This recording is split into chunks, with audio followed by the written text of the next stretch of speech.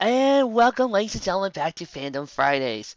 Well, after the past few weeks of pure madness, we are still trying to fix up the entire room for the asylum that you have subjected us to. Sorry, Trixie. I was wondering what type of fanfic to read, and I figured you guys are probably getting tired of Buffy and Supernaturals few month for the month and a week. So let's get back to some classic stories featuring our girls, the witch. With today's presentation, Witch Swordmaster. So join us, won't you, while we hear the Treeberry Memorial Library and proud to present Witch Swordmaster by Yelllow 14. Will Phantom looked at her opponent in the eye. For the past 10 minutes they fought, and it was beginning to tell. They began to circle each other, each one waiting for the other to make a fatal mistake. Then the attack came. So fast Will almost missed it. Her opponent brought her shinai down with her cobra speed. Just as fast, Will sidestepped to her opponent's right and simultaneously brought her sword to her opponent's back. Her opponent fell to the ground. Turning to face her fallen enemy, she offered a hand and said, "Bad luck, T. Looks like I win this time." "Never mind. There's always next time," her friend replied. It was certain that her friend was grinning under the protective mask. "Miss Ass, it was a good match." In the corner of the dojo sat two swordmasters. One was a woman with a slightly tanned skin and black hair, who was wearing baggy, long-sleeved red top and white trousers. The other was a young man with short blonde hair and brown eyes, wearing a long red jacket and black trousers. Leaning over to the woman, he whispered in the ear, "I'm guessing by the expression on your face that you found a new apprentice. If nothing else, it'll get the council off your back." The woman smiled. "Looks like I'm not the only one," she countered. "Tell me this, Norboro. Why did you take such pleasure in annoying the council?" Norboro laughed. "Why, Susan, you, of all people, should know why.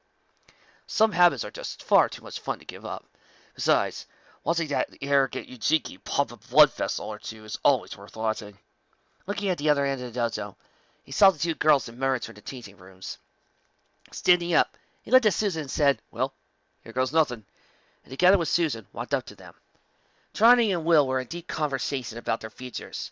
They didn't notice the two swordsmasters heading toward them. Neither of them knew what lay ahead.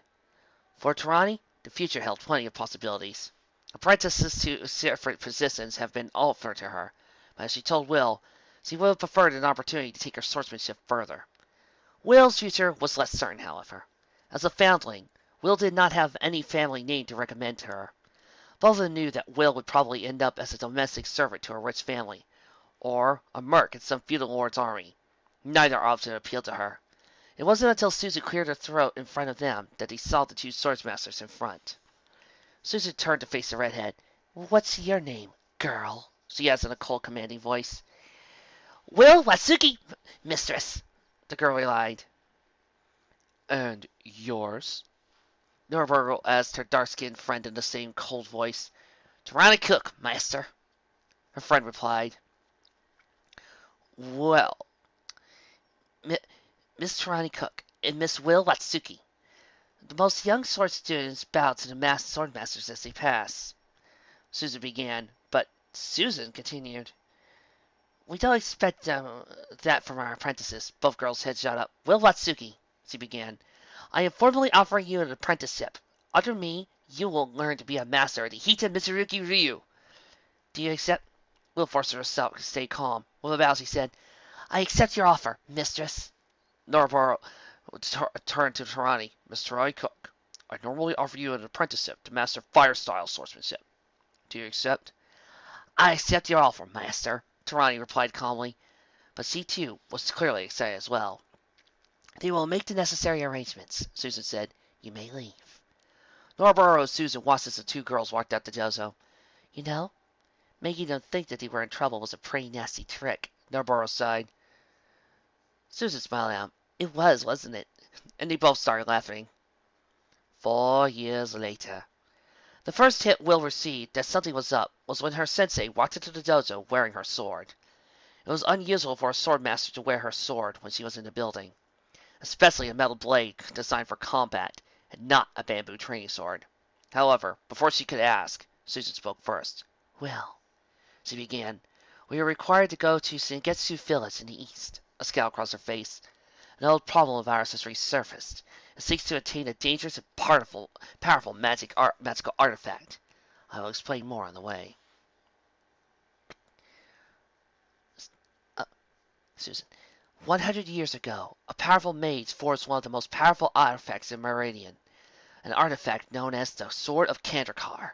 In theory, it grants the wielder magical powers without the need for magical reserves. In other words, limitless magical power. Now, 50 years ago, a mistress of Hiten Mizurugi Ryu went rogue. Susan paused to look Will in the eye. Hiten Mizurugi masters do not kill, especially for their own gain and their own revenge. Nerissa violated our most sacred of vows, and now she seeks the sword of Kandrakar. Wait! Is one of the main bad guys Nerissa?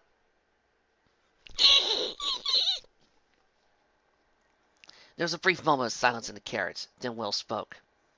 "Well, you have the advantage of youth, anyway." But Susan shook her head. "Nerissa's magic keeps her young. But her magical reserves are close to exhaustion, so she seeks a means of restoring her mana. In the past, Mount Thanos has helped, but its reserves are also running out. Of course, if we knew where Mount Thanos is, we wouldn't have to wait for her." The carriage pulled into the village. The whole village seemed to be filled with the elite royal guard. This really caught Will's attention. The royal guard represented the finest soldiers in MEridian, and made her wonder just how dangerous was this Nerissa. Reaching through the shrine, they exited through the carriage and began to sit down. The building looked like a huge store dozo to Will. Only one thing stood out. That was the small golden square in the middle of the room's floor. 3 hours later, Nerissa began her attack. Nerissa threw through the wooden door with an ear-splitting crash. Landing smoothly on her feet, she looked up, and her eyes appeared to freeze everyone in place. Cries of "What happened?" and "My body won't move" echoed through the room. Everyone except Will Sensei Susan. With a roar cry, she stared right back at Nerissa. "Shinoippo, I presume," Susan began. "A secret fighting technique to paralyze by casting chi into the eyes of your opponent. Few fighters ever master it. However, it isn't magic, it's more of a battle of wills. Then that will is matched, it cannot work." Nerissa just grinned at her. "Then let us fight," she said with a look of relish on her face. So the fight began, swords swinging so fast to be a blur. Susan Sakabato met Nerissa's katana time and time again to that final, fateful swing. There was a brief pause. Both fighters seemed unharmed, but then blood began to spray out of Susan's neck as he fell backwards towards the ground. Suddenly, Will felt a tremendous wave of anger course through her as he charged towards Nerissa, the Shin no Ippo suddenly losing its grip on Will. With nothing more than a bamboo training sword in her hand, she was determined to make Nerissa pay. But it was not to be. With a wave of her hand, Nerissa knocked Will to the ground. Will closed her eyes as Nerissa raised her sword, but instead of a killing blow, Will felt a sharp pain on her right cheek. Opening her eyes, she saw Nerissa looking at her, smiling. "You shall promise, apprentice. Seek me out one day, when you're more of a challenge." And with that, she left, the sword of Kandrakar in hand. Will was apprenticed to another master of Hiten Mizurugi Ryu, a master Dean Collins. But she wasn't Mistress Susan. Will spent her first week with him in mourning, but Dean refused to allow her to stay that way. It was a harsh but necessary move. It did give Will focus. With focus came clarity, and with clarity came a burning desire for revenge. "Just you wait, Nerissa," she thought to herself. "You wish you killed me. I won't be so kind." 10 years later, Princess Elion sat on her throne, listening to the latest war reports. Her brother was fighting for the throne that would have been his, were it not for a twist of fate. Elion was born with the rarest of gifts. She was a heart of MEridian, a type of sorceress who had limitless magic on her fingertips. Under MEridian law, she was automatically declared to be the heir to the throne. Her brother Phobos was not happy. Neither were a number of nobles, and so the MEridian Civil War began. Now, 3 years after it started, the Civil War was showing no signs of abating anytime soon. They were interrupted when a woman with long black hair and holding a white sword smashed through the glass window at the top of the room. With almost superhero speed, the woman held up the sword she was holding. Elion's bodyguard, Lord Caleb, rushed to defend Elion, but he was hit with a magical barrier. With a sudden flash of white light, Princess Elion was sucked into the blade. The woman disappeared, leaving her mark on the floor. A mark a royal scholar recognized as the Mark of Nerissa. In the city of Heatherfield, in the halls of the prophecy, a seer watched the glass begin to glow. Lord Caleb nervously paced backwards and forwards across the room. What was he doing in this place? Princess Elion had been kidnapped, and it was his duty to get her back. He most certainly shouldn't be waiting for 5 swordmasters to arrive, to fulfill the old prophecy he didn't believe in. He planned to say as much to the first swordsmaster that came in through those doors. Let's see. Excuse me, are you Lord Caleb? Asked the voice to his right. Turning to his right, the voice was spoken. He came face to face with a beautiful redhead with a cross-shaped scar on her right cheek. He thought she was so beautiful, he suddenly found himself unable to speak. Well, are you or aren't you Lord Caleb? The redhead asked for a second time, her voice becoming slightly more hostile. Yeah, I am. Sorry you got me by surprise, Caleb replied. Good. I am Swordmistress Will Watsuki. Have the other swordsmasters arrived yet? Giving himself a mental shake, Caleb composed himself. Swordmistress Watsuki, you are the first. Good. That'll give us time to discuss the techniques of the other 4 swordmasters. We shall discuss fire discipline. When Torian Cook received a message to the city of Heatherfield, she didn't leave straight away like Will did. She had responsibilities that needed to be seen before she left. She made arrangements with a swordmaster in the neighboring dojo to take over her classes, finished off a translation that needed completing before she left. Picking up her double-ended sword, she stepped into the carriage and left. Why a double-ended sword? Caleb asked. Part of their technique. Makes it far more unpredictable. And like fire, it can be dangerous to the one wielding it as it is to the one on the receiving end. Will replied with a grim smile. One of my oldest friends is a swordmaster. I'm hoping it's her we're traveling with. Still, the prophecy chooses, not me. Next up is Earth. To the group of bandits watching the carriage approach, it seemed as though the occupants were either stupid or naive. Noble's carriage without guards during these troubled times was practically an invitation to be robbed. Before the war began, they didn't need guards, but now it was a different story. They began by dropping a log across the carriage's path, surrounding the carriage. The bandit leader called out to the carriage's occupants, Come on out and we won't kill you! His men grinned. What he said was true, but he left out the fact that they would be sold into slavery instead. He expected a meek surrender or some foolish nobleman's attempt at resistance. What he didn't expect to see was an armored fist emerge to hit the nearest bandit, so hard that his head exploded like a ripe melon. Nor did he expect a tall, blonde, northern woman to emerge from the carriage, holding the largest sword any of them had ever seen. At 11 feet long, several of them thought it was a spear at first. The bandit leader was the first of his men to recover. She can't swing that sword very fast! No one can! It's too heavy! Get her! He yelled. Several of the bandits charged at her. With all the speed of a striking cobra, she swung her sword sideways in a sweep and decapitated him in a single move. The remaining bandits looked at each other and fled, screaming about the blonde demon with a monstrous sword.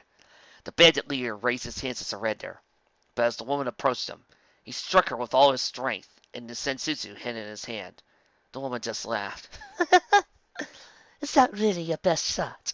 I could be accused of being a bully here, so to avoid that, I'll beat you with just this finger. She waved the finger next to her thumb.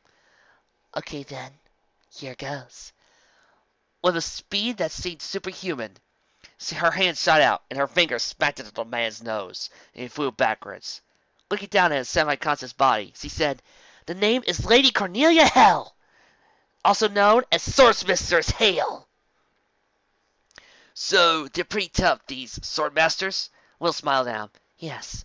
Earth-style swordsmanship is primarily about brute toughness rather than agility and footwork. It was designed to fight yetis in the forests and northern wastes of Meridian. There, fancy footwork isn't as much good if you slip up on the snow and ice, so it lacks mobility.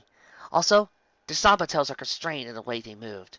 They can only swing downwards or sideways, so, to compensate, most Earth-style swordsmen learn unarmed combat techniques to compensate for their weakness. The one we're waiting for will probably be a tall, muscular northern man who will no doubt be built like a tank. Most of them are. Let's see. Oh, yes. The air discipline. To most people, England's clothing was very odd. A black sleeveless jacket, black trousers, and black and white stripes on her arms. England, however, understood the importance of her clothes and equipment to her magic tricks. Oh, they weren't real magic, but they gave the impression that when she used them. A sword strapped to her waist and a couple of batons camouflaged against her arm. England was ready. Was her parents' farewell? She stepped into the carriage with one of her oldest friends, Irma. What kind of tricks are you talking about? Basically, any kind of illusions they could do. Air is about being insubstantial and impossible to hit, because they're never there. Probably the most dangerous discipline to face, after Hita and Mr. Ryu. Now, onto the water discipline. So, you ready to rock and roll, Irma? Halen asked Irma as he stepped into the carriage. Irma grinned and lifted her spiked sword and rapier. Does that answer your question, hey? Irma replied. Both girls started laughing. Wouldn't a spiked sword be the risk of getting caught up in your opponent's body? Caleb asked. Will rolled her eyes. It's a defensive sword. Water swordsmasters use it to catch their opponents to drag them in. The rapier is the sword they use to kill. Are we clear? Will replied. Caleb nodded. And what about... Will calm off. We'll have to see, she said with a smile. Irma and Halen were the first two to arrive. Will and Caleb greeted them, and they began to talk about where they were. So, basically, it's about this prophecy thing, said Irma, and with a dramatic sigh she quoted, When the sword of Kandakar, the heart of Meridian, and the stone of Sabala are joined, 5 swords will hold the key to Meridian's salvation. But be warned, when the battle is joined, Meridian's future is in the balance, for whoever wins decides Meridian's fate. You'll know these 5 swords through the crystal of prophecy. Water, fire, earth, and air, and the style of heart. Hita and Mr. Ryu. That about sums it up. Wonder who the other 2 are?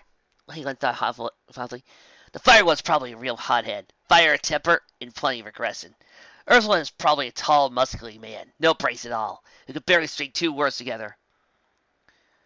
Thank you very much, weak water mistress, cut in a voice from behind her.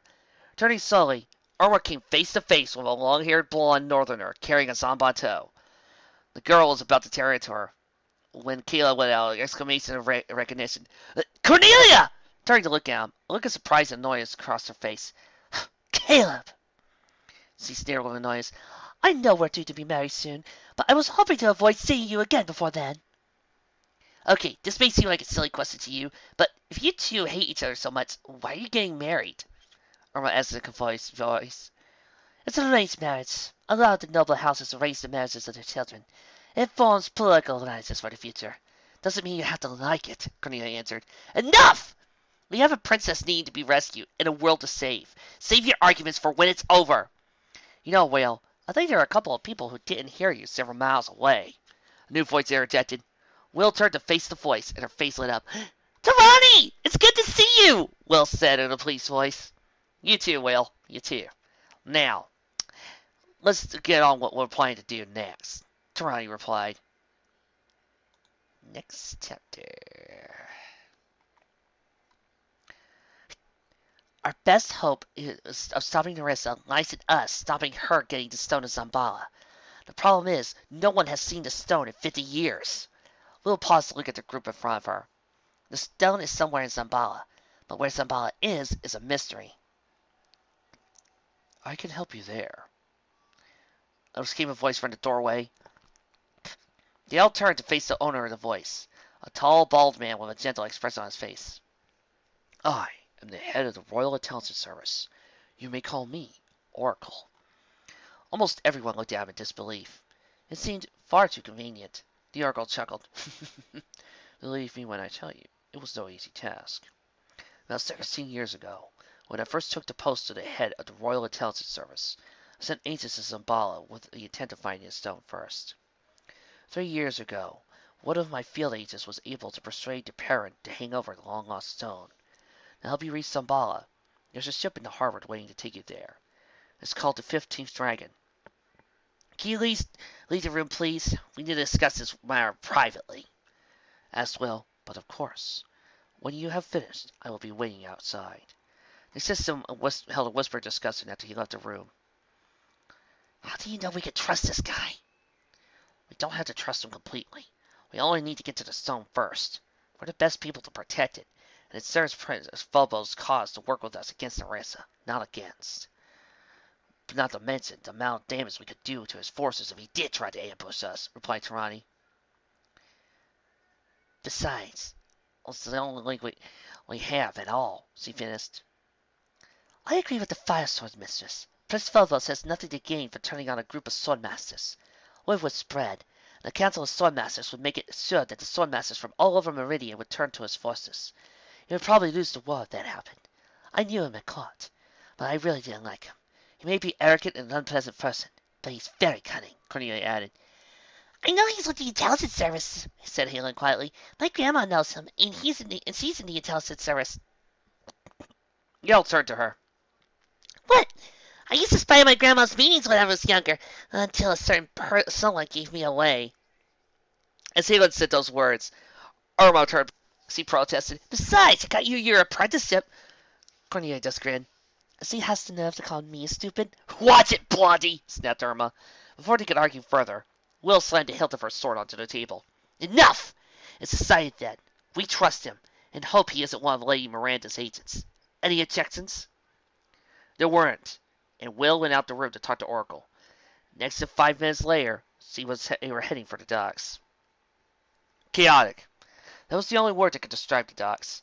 Ships from all over the world were docked here, and people were loading and unloading ships, yelling in different languages and trying to find ships. There were public houses and prostitutes, merchants and accountants, street peddlers and entertainers. In short, it seemed unbelievable that anything could get done here. But it did. For the docks, this was normality. At Tarani's suggestion, they headed for the portmaster's office. It was, as she pointed out, the place that kept track of all the ships in the port. But it wasn't a smooth trip. They were accosted by burly, tugging sailors, and with some very nasty-looking weapons at their side. Eh! Looking for a good time, sweetheart? Said one of the sailors as he grabbed Will's arms. She could smell the alcohol in his breath. Find it elsewhere, Caleb growled. What's he talking to you, pretty boy? He snapped as he pushed Caleb away. Caleb seemed to turn away, before smashing the thug on the arm with his quarterstaff. With a yell of pain, he screamed, Get him! The rest of the group closed. Will drew her sword. Try to avoid any fatalities, guys. We don't want to be delayed now. Guardians, unite. What? It just felt like this thing to say. The thug grabbed Will, swung at her with a marlin spike. She dodged it with ease, swung her sakabato up under his chin. His friends watched as he flew in the air like a rag doll. The batons that had been attached to Halen's arms were in her hands. With cover speed, she smashed the batons into the noses of the nearest 2 attackers. To them, it seemed as though her arms were stretched, but she knew they hadn't. Another thug took a swing at her head, but with a slight ducking motion, his mace missed her as he smashed both of his batons into his ribs. A couple of thugs near Cornelia made the mistake of thinking she was the weak link. If she wasn't holding back, then that would have proved fatal. Her fist broke the legs of the closest one, while a high kick smashed at the jaw of the other. Irma used her handguard of her rapier to smash the face of the attacker nearest her with minimum effort. The next one, she threw over her shoulder in a one-armed throw. For Tarani, it was chemical warfare that she used. As the thug approached her, she threw a hyperly potent type of vinegar in her face. As he was trying to get at it, she punched his lights out. Leaving their now defeated opponents behind, Will turned to Caleb. Thanks for standing up for me back there. I didn't need your help, but I appreciate it.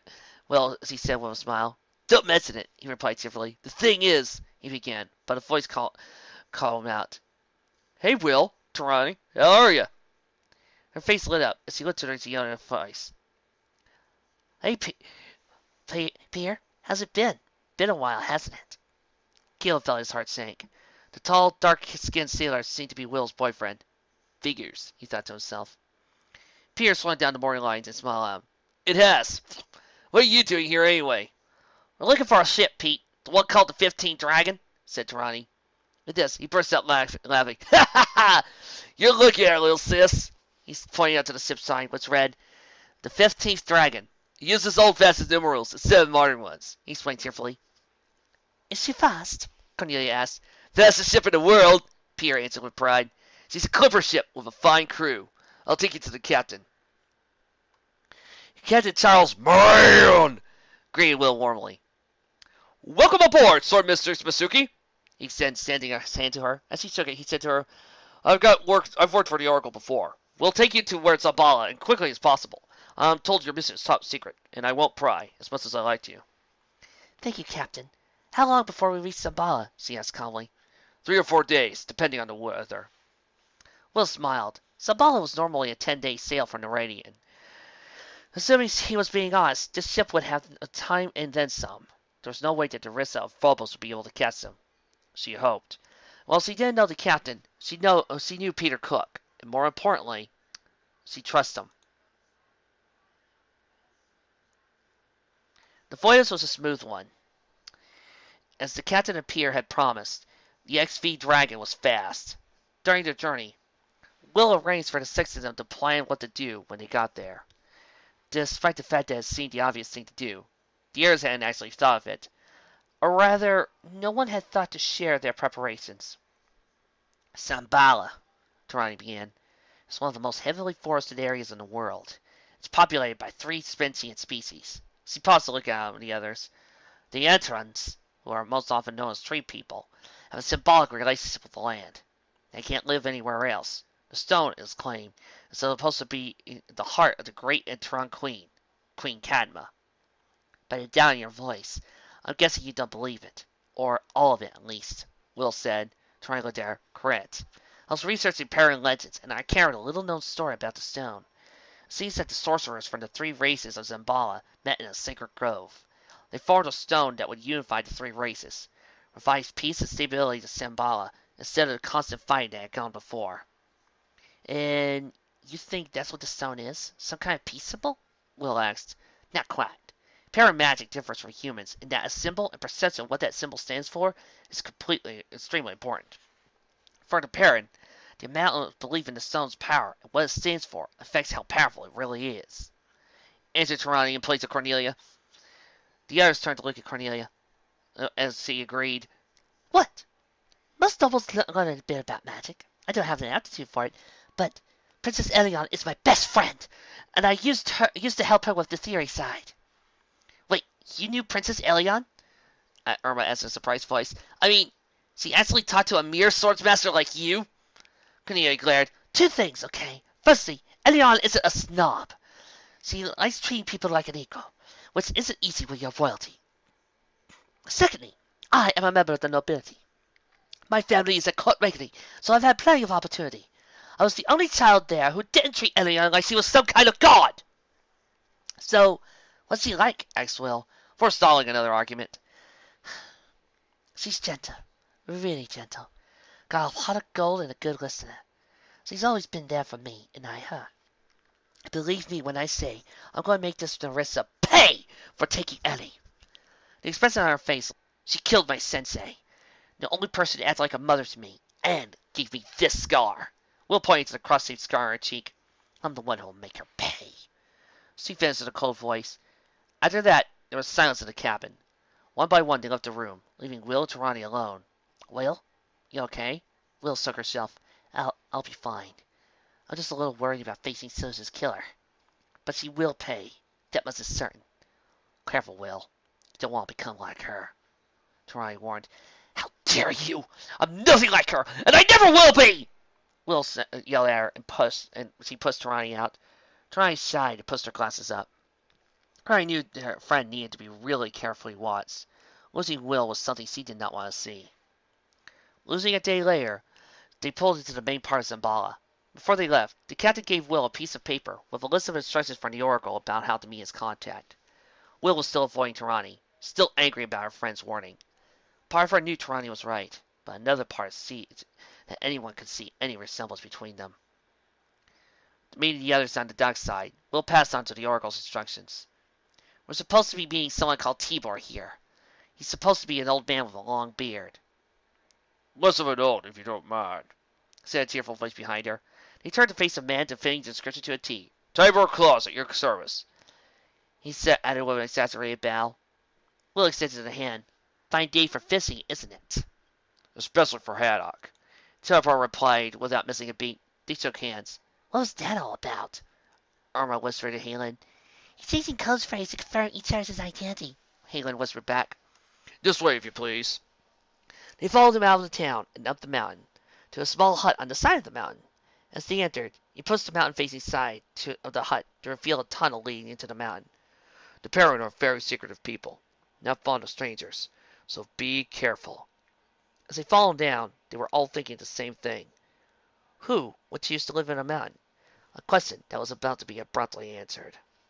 I think I'll stop there for right now. Well, that was a pretty interesting 4 chapters. If you can't guess from some of the my Love of the Ludiverse or some of my favorites, I really do enjoy a good alternate universe story. And I have found a whole bunch of pony fics that take a similar premise like this and does it really, really well. I mean, there's been a few that are pirate stories. There's been a few that are, well, based similar to Baldur's Gate. And a few that take My Little Pony and mix it with the Magic the Gathering universe. Speaking of which, people should read Elementals of Harmony. It is awesome. So seeing this was kind of nice. And I love watching the 5 girls being in a part of the world. I know this girl said she took a few tricks from Ronnie Kenshin, and I could tell. She gave Heilin the fighting style of one of the Oniwaban Shishu. Hanzo. Cornelia has Sanosuke's fighting style. Will is Kenshin. This leaves Tarani and Irma. I'm not completely sure. I want to say Irma is our boy Saito Hajime. And of course Tarani, I'm not completely sure, but I think he's fine. She just gave Tarani Shishio Makio skills, which is completely awesome because Shishio Makio is my favorite villain from Rurouni Kenshin. But I don't feel too bad about this, and I have to tell you, author, don't feel too bad about this. There is a difference about taking certain moves and skills from a show you enjoy and mixing it with another universe, like which in outright stealing. Maiken outright steals because he doesn't say I based it off of anything, and it's blatant. And he doesn't try to do anything new with the style or give anything with the characters. You, on the other hand, took some of the characters' techniques and applied it to them, but made it different and unique. For example, you made Hita Mitsurugi into an actual school instead of having one guy just trained. Also, you turned all their moves into schools and arts for that particular style. You made the technique based off of it. You didn't outright steal it. You just modified it. It turns less into an outright stealing and more into an homage. Also, I like the idea that you turned Will into Kenshin. That is just so awesome. Actually, you made this whole entire world awesome. What intrigued me earlier was that you put down 5 MEridian swordmasters must stop the greatest threat to MEridian ever known. So I was kind of curious about what you were doing about this. And now I'm seeing, I gotta admit, you did a pretty good job. Yeah, you've got a few small grammar errors here and there. And I think you misspelled artifact. I'm not completely sure. I'll have to check. But beyond that, you did a good job of doing something that an alternate universe story like this needs to do. You took the characters we know and love, our 5 girls, plus Elion and Caleb, and put them into roles that seemed appropriate for each one of them, and gave them backstories and abilities that would match their canon powers. For instance, you made Halen into a little secret agent, but you still kept her goofy and a little silly and bubbly, just like the way I love Halen. Irma's snarky, but we see that deep down she's willing to defend anything, and you turned our Cornelia into, well, a noble, but you don't mess with her because she will kick your ass! And that works for her, because as we all know, Cornelia may be the female, she may be the rarity of the group, but We know that you mess with her, she is going to hurt you. We see Tarani, of course, still being her usual intelligent and nerdy self, being a teacher, and Will having a lot of emotional baggage. I also like where you place Dean and Susan into the story. I also like that you turned the freaking heart of Kandrakar into a bloody sword, and brought in my favorite witch villainess, Nerissa. And even modified the whole entire battle of Elion with Phobos. This shows good potential and shows that you can actually merge the two worlds together, making something that seems to be unique, but yet familiar to us at the same time. You've given us 5 girls, and you've taken them and changed them into something that we still remember. And that's the best thing you could do with an alternate universe. For me, I really enjoy this, and I hope you people will at one point take the time to read some more later. I might come back to this one day. The story is incomplete, and I don't really want to finish it just quite yet, but I am following this sucker because I am going to be quite curious as to where this story is going to go. And I hope you write more, author. Well, I've been happy. That was a pretty good time. Hey, Trixie, what do you think is next up for the pike? Von Doom. Right, I'm going to read Myken. Von Doom. Right, I'm going to read Reality Check. Von Doom. No. Von Doom. No. And what's more? Oh gods. What? It's not going to be just any Von Doom crossover. Oh no. Who's it going to be this time? Na na na na na na na na na na na na na. Oh gods. We're going to ruin my Batman too? Join me next time, people. Von Doom's set to come back. Pray for me.